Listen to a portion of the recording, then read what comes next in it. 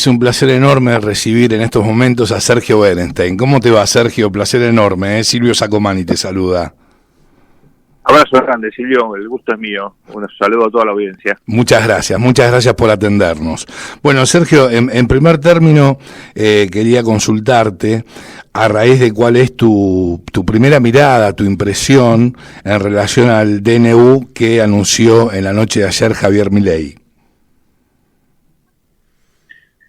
Creo que esto se da en el contexto de un gobierno que está tratando rápidamente de marcar la cancha, de definir una agenda de temas que efectivamente tiene que ver con las promesas de campaña, con lo que Javier Milei, antes de ser candidato, incluso planteó como temas fundamentales de debate a la sociedad argentina.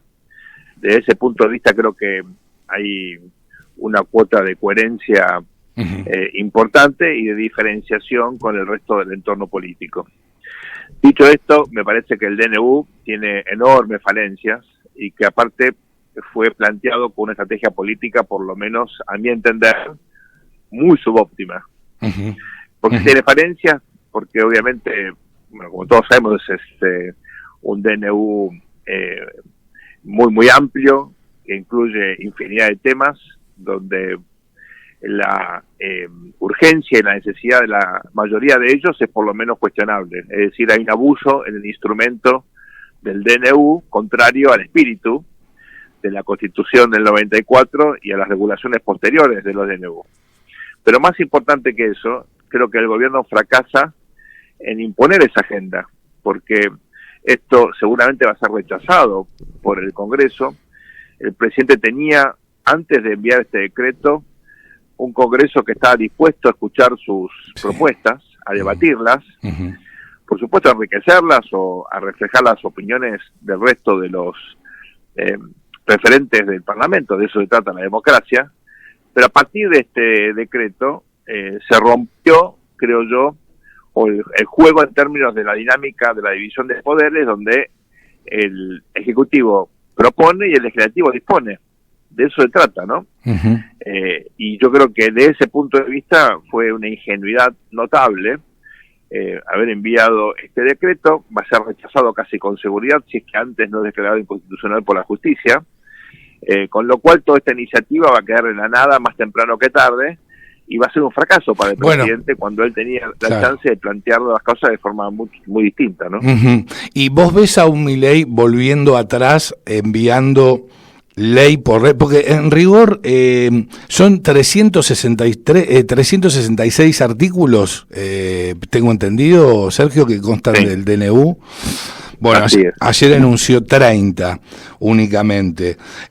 Vos hablabas de que seguramente va a ser declarado inconstitucional y que el Congreso, en primer término, no lo aprobaría en las dos cámaras, ¿no es cierto? Porque si se aprueba en una, listo, ya está, viaja el DNU. Ahora bien, este fracaso que seguramente va a tener Javier Milei a raíz de la anticonstitucionalidad seguramente planteada por este DNU, ¿qué impacto tendría en su gobierno? Bueno, yo creo que al principio es un error no forzado. Es realmente una pena que el presidente juegue parte de su capital político con una iniciativa de estas características, sabiendo que el resultado era cantado, ¿no? Si él busca victimizarse para decir la casta se opone a mi propuesta, bueno, peor para él, va a quedar más aislado aún. Claro, sí, comprendo. Y por eso creo que, digamos, quiero ser prudente y respetuoso, por supuesto, porque estamos a apenas 10 días del mandato del presidente Milei, pero creo que innecesariamente comenzamos esta gestión con muestras de una intención de construir un hiperpresidencialismo con bases muy endebles, ¿no? El hiperpresidencialismo en la Argentina podría constituirse en la medida que el presidente tenga control del Parlamento, no debilidad en el Parlamento, que tenga una mayoría de gobernadores, no ningún gobernador afín. Por supuesto, está claro. Es decir, es como que el presidente, que ya estaba débil, sobreactúa su fortaleza por el mandato que según él ha obtenido en las urnas, bueno, cuando en realidad, como todos sabemos, la segunda vuelta no constituye una mayoría, digamos, consolidada, es contingente. En todo caso, el presidente tiene una minoría fuerte, de casi el 30% de los votos, que es lo que obtuvo tanto en las PASO como en la primera vuelta. Sí. Ese 30% de ninguna manera lo habilita o lo legitima para imponer una agenda. A ver, con algunos temas yo puedo estar de acuerdo, hay cosas que me parecen muy bien de ese decreto, pero es irrelevante, porque justamente al hacerlo formalmente de manera equivocada, incluso contamina el contenido del decreto. Eso lo quiero plantear de forma muy contundente. Hay cosas en el decreto que están muy bien, pero no era la manera de hacerlo, no era la manera de plantearlo. La democracia requiere consenso, requiere persuasión, requiere debate, una conversación que debe, por supuesto, desarrollarse dentro del sistema político, pero tiene que también tener la participación de la sociedad. Al mandarlo con DNU, lo que hace el presidente, lejos de plantear este debate, lo está obturando. Y fundamentalmente, bueno, vos sabés que ayer me hizo ruido cuando habló de casta, no me pareció oportuno, porque se estaba en un momento antes de este DNU con la posibilidad de generar consensos para que las leyes o los proyectos de leyes salgan por la Cámara de Diputados y la Cámara de Senadores. Me parece que ahí se generó un quiebre, o es muy prematuro este análisis, Sergio. Bueno, a ver, había una, creo yo, ¿no? Una muy buena predisposición en ambas cámaras, lo vimos por ejemplo, sí, en el Senado. En el Senado en particular, ¿verdad? Con la constitución de las autoridades, a pesar de que en principio está muy fragmentado el ecosistema no peronista. Bueno, ahí, digamos, la vicepresidente y Carolina Lozada demostraron que perfectamente el Senado podía frenar esta actitud, que yo creo era bastante antidemocrática, ¿no? Del bloque del kirchnerismo, de intentar obstaculizar la gestión de los asuntos que el Ejecutivo obviamente consideraba prioritarios. Ahora, el propio presidente es el que ignora el Congreso con esto, porque perfectamente podía haber aprovechado esa oportunidad para plantear estos temas que son en algunos casos muy importantes, en otros no. ¿Es prioridad en Argentina discutir a sociedades anónimas? No, bueno, eso lo comentábamos, no, bajo ningún punto de vista. Es un absurdo. Es un absurdo, sí, entonces, totalmente. Eso justamente lo que hace es delegitimar el concepto de necesidad y de urgencia. Hay muchas cosas para mejorar, incluyendo el fútbol. Bueno, pero en las prioridades hay temas un poquito más importantes que eso, ¿verdad? Sí, obviamente. Miguel te va a consultar, Sergio. Sergio, buenas tardes. Miguel te saluda. ¿Cómo estás? Muy bien, ¿qué tal? Un gusto. Lo mismo.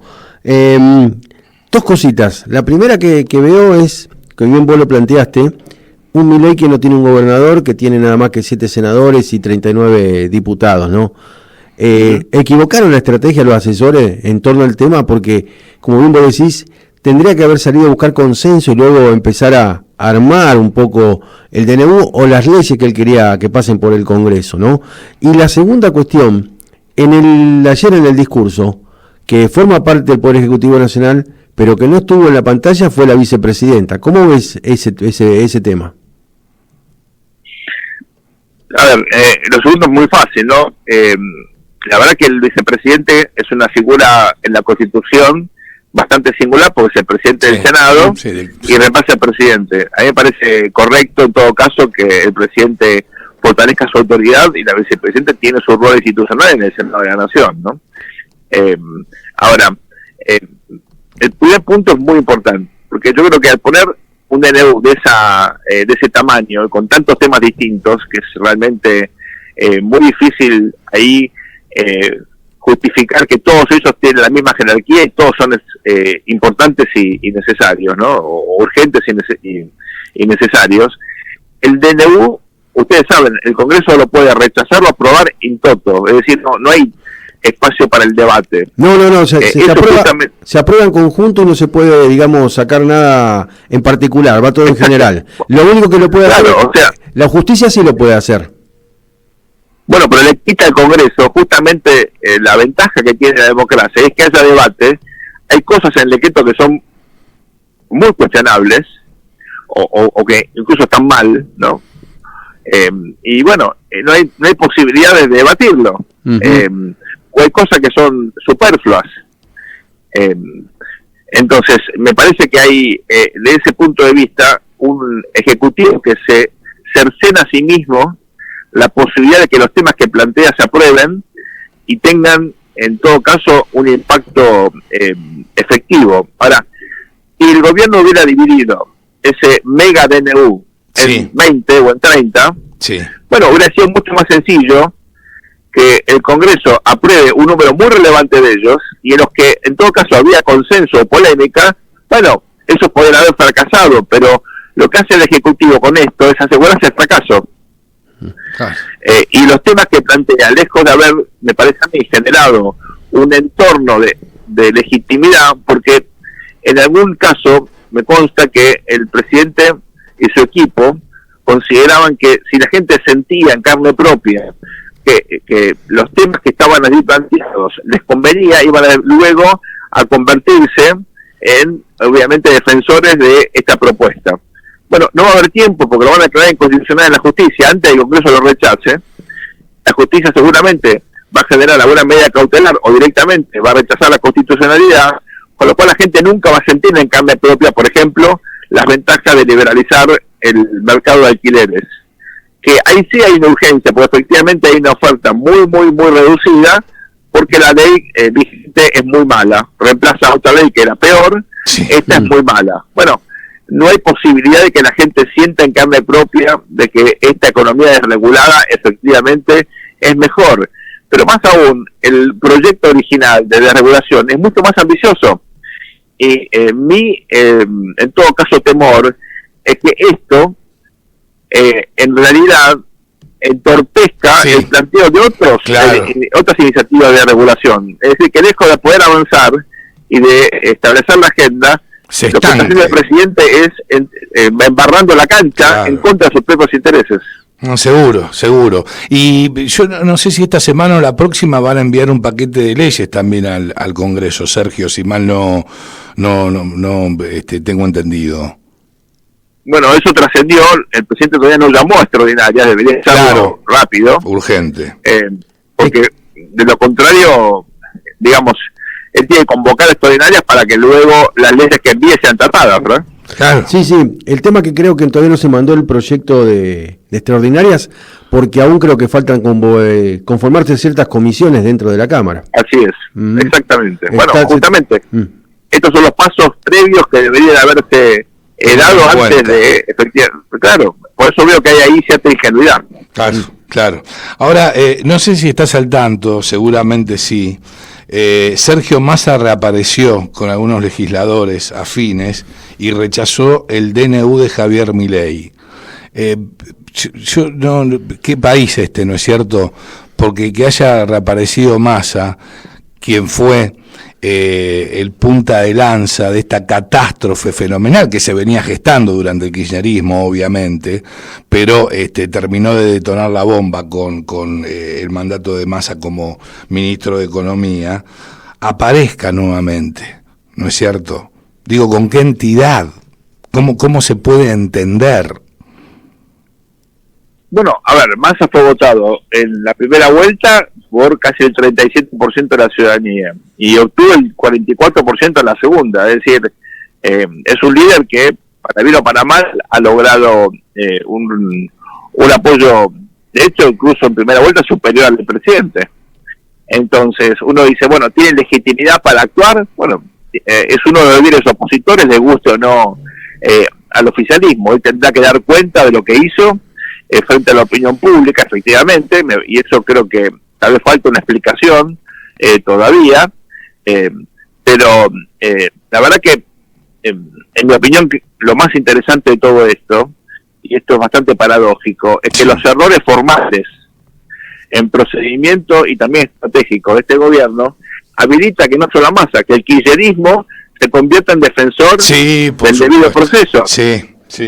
Lo cual es increíble, pero la verdad que es cierto. Es decir, si un kirchnerista hoy dice el presidente viola la Constitución, bueno, tiene bastante razón. Es decir, parece mentira, pero un movimiento que en toda su historia no hizo otra cosa que erosionar la calidad institucional, puede ahora convertirse en defensor de las instituciones porque este gobierno hace cosas iguales o peores que el anterior, y eso me parece lo más paradójico y lo más absurdo, ¿no? Sí, totalmente. Y vos fijate que Milei no solamente, lamentablemente, ha despertado el kirchnerismo, sino que, bueno, ahora la CGT es como que reacciona ante ciertas medidas, lo hizo la semana pasada con los anuncios de Caputo y ahora con el DNU, reaparece la CGT, lo cual que estuvieron callados durante los 4 años de gobierno de Alberto Fernández, y esto entiendo está a las claras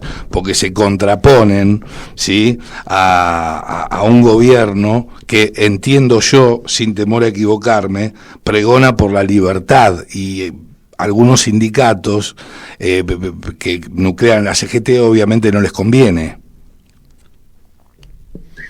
A ver, acá estamos ante un conflicto de intereses. Claro, ¿verdad? Exacto. Si yo me pongo desde el punto de vista del sistema democrático, bueno, todos los intereses son válidos en la medida que respondan a actores legítimos y que se canalicen democráticamente.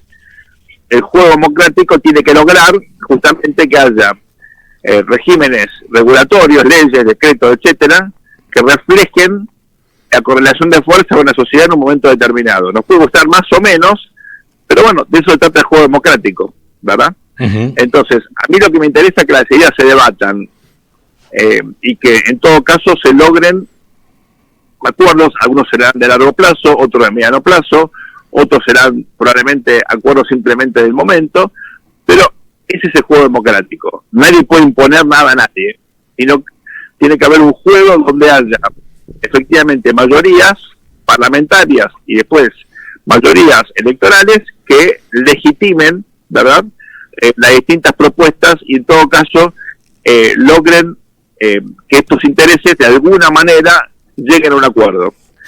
Bueno, hay también conflictos, ¿verdad? Hay momentos en los cuales no hay acuerdo. Cuando hay conflictos también hay que tratar de resolverlo de manera pacífica. Ese es el juego democrático. Si yo lo pongo en el contexto argentino, me parece mal que la CGT se haya quedado callada en un momento en el cual efectivamente hubo una caída del ingreso, hubo un deterioro de las condiciones de vida, aumento de la pobreza. Esa es mi opinión personal. Obviamente hay argentinos que piensan como yo y argentinos que piensan de manera distinta y tienen todo el derecho a hacerlo. Y obviamente la CGT tiene que dar cuenta de lo que hizo con sus afiliados o con la gente a la cual intentan, en este caso, influir o movilizar, ¿verdad? Uh-huh. No hay una legitimidad más fuerte que otra. Ni la del presidente es mayor que la de un legislador, ni la de un legislador mayor que la de un gobernador. Todas las legitimidades en un sistema democrático tienen la misma lógica, que la legitimidad popular. El juego democrático tiene que estar orientado a que haya acuerdos o bien reglas para regular los desacuerdos. Si eso funciona, estamos bien. En la Argentina eso funciona mal y por eso tenemos esa clase de conflictos, ¿verdad? Por supuesto. Sí, funciona solo con el peronismo. O con el kirchnerismo ha funcionado. Solamente. Porque son afines. O no. Tampoco funciona, porque la CGT efectivamente no defendió a los trabajadores y funciona. Bueno, está bien en ese caso lo que planteas, claro. Claro, sí, en ese caso, totalmente de acuerdo. La última te la hace Miguel y te dejamos en libertad de acción, Sergio, dale. Lo que estaba analizando es un poco la cuestión de que se habla del enamoramiento del electorado o de la sociedad con el presidente que entra, y siempre se da esto, como dicen, los primeros 100 días de gobierno, ¿no? Y parece que después de la pandemia esto ha cambiado por la exigencia que tiene la sociedad frente a los distintos gobiernos, como no solo ha pasado acá, sino en otro lado. Lo llamativo de acá es que van 10 días de que asumió Milei y estamos teniendo ya esta casi ruptura o este divorcio entre la sociedad o alguna parte de la sociedad con el presidente. ¿Vos lo ves así? ¿Qué impacto puede tener esto a partir de ahora? ¿Se puede volver a restablecer la relación o ya a partir de ahora crece un conflicto que esperemos no vaya de aquí en adelante tomando una escala mayor? Yo creo que la gravedad de la crisis no haya de una especie para ningún líder, ¿no?, en la Argentina, ni para el presidente, ni para ningún gobernador. Estamos ante una situación realmente súper complicada. me temo que el presidente está actuando de forma tal de, en todo caso, erosionar aún más esa legitimidad de origen que obtuvo, y sobre todo está tensionando tanto una sociedad que ya venía acumulando efectivamente una cantidad enorme de problemas, y esto, lejos de favorecerlo, me parece que lo perjudica enormemente.